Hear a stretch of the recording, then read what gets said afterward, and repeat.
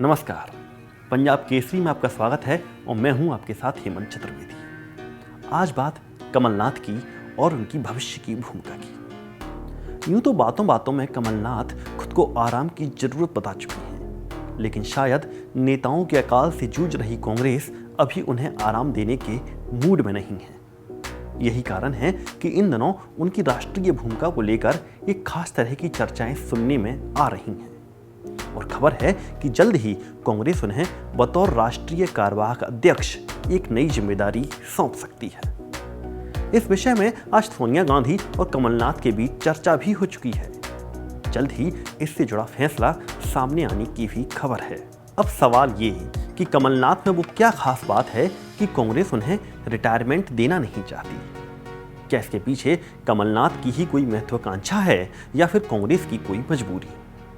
इस विषय में अगर गौर करें तो लगभग दोनों ही बातें सामने आती हैं, जिसमें एक तरफ जहां कमलनाथ अपनी उम्र के इस पड़ाव पर आकर भी सियासी संन्यास की बात को बेमानी समझ रहे हैं, तो वहीं दूसरी तरफ कमजोर पड़ते गांधी परिवार को भी एक ऐसे भरोसेमंद चेहरे की तलाश है जो उनकी लाइन को आगे बढ़ाने के साथ कथित तौर पर G23 जैसे संगठन के बागी सुरों पर लगाम लगा सके।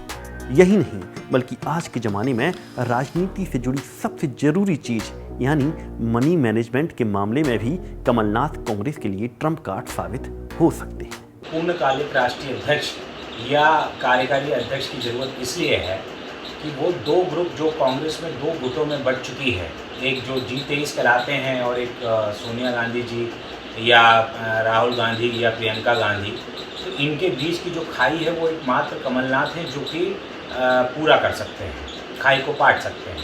कमलनाथ के इन सब से रिलेशंस अच्छे हैं। वो one of the most senior हैं जिन्होंने इंदिरा गांधी के साथ काम किया है, राजीव गांधी जी के साथ काम किया, संजय गांधी के साथ काम किया, सोनिया गांधी के साथ काम किया। तो इस वजह से एक ऐसे व्यक्ति की ज़रूरत है जो कांग्रेस को जानता हो, एक्सपीरियंस होल्डर हो, सीनियर हो और जो दोनों ग्रुपों के बीच में एक सामंजस्य बैठा सके। अब दूसरा सवाल, मान लीजिए कमलनाथ दिल्ली की सियासत में स्थापित हो गए, तो अब मध्य प्रदेश की कमान कौन संभालेगा और प्रदेश कांग्रेस का कप्तान का निर्धारण दिल्ली वाले ही करेंगे या ये फैसला खुद कमलनाथ अपने हाथ में ही रखेंगे? क्या उनको यूं दिल्ली बुलाने की तैयारी के पीछे कांग्रेस का उद्देश्य मध्य प्रदेश में नए नेतृत्व का उदय करना है या फिर नाथ इसी शर्त पर दिल्ली जाएंगे कि मध्य प्रदेश की कमान उनके हाथों में ही रहने दी जाए, फिर भले ही कोई और इस कुर्सी पर बतौर स्टाम्प बैठ जाए?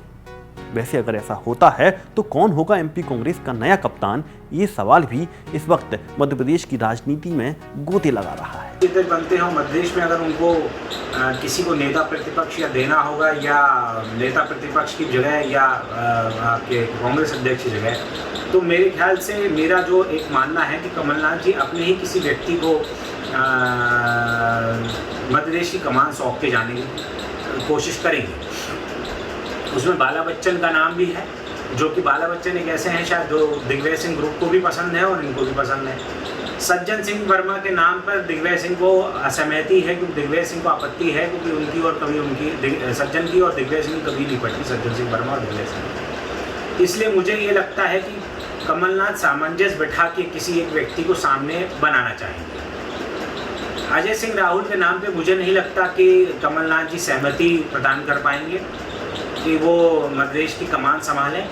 हाँ, मध्य प्रदेश की कमान संभालने की बात आ सकती है तो ये हो सकता है कि दिग्विजय सिंह को वो सामने कर दें और नेता प्रतिपक्ष अपने ही किसी ग्रुप के व्यक्ति को वो बनाएं। मध्य प्रदेश में उनकी बहुत चाहत रही है, वो इतनी जल्दी छोड़ने की उम्मीद मुझे नहीं लगती है। वो भले ही वहाँ कार्यकारी अध्यक्ष बन जाए या अध्यक्ष बन जाए, तो मध्य प्रदेश को वो चलाना अपने हिसाब से ही चाहेंगे या अपने ही लोगों को बैठाना चाहेंगे। खैर, अब जबकि प्रदेश कांग्रेस की राजनीति लंबे समय बाद एक मोड़ लेती नजर आ रही है, तो इस पर कई तरह के कयास लाजमी हैं। और तो और इन कयासों में युवा बनकर अपने सिर पर वाटन कैनन का प्रेशर झेलने वाले दिग्विजय को भी किसी भी स्तर पर दरकिनार नहीं किया जा सकता। पता नहीं मध्य प्रदेश कांग्रेस की किस्मत में क्या है, लेकिन यहाँ एक बात हम दावे के साथ कह सकते हैं कि अगर कांग्रेस ने कुछ अलग नहीं किया तो वो उसकी सियासी सेहत के लिए ठीक नहीं होगा। फिलहाल इतना ही, दीजिए इजाजत, नमस्कार। हमसे जुड़े रहने के लिए हमारे YouTube चैनल को सब्सक्राइब करें और नई वीडियो की नोटिफिकेशन के लिए बेल आइकॉन को दबाएं। अगर आप ये वीडियो Facebook पर देख रहे हैं तो लाइक जरूर करें और ज्यादा से ज्यादा शेयर करें। धन्यवाद।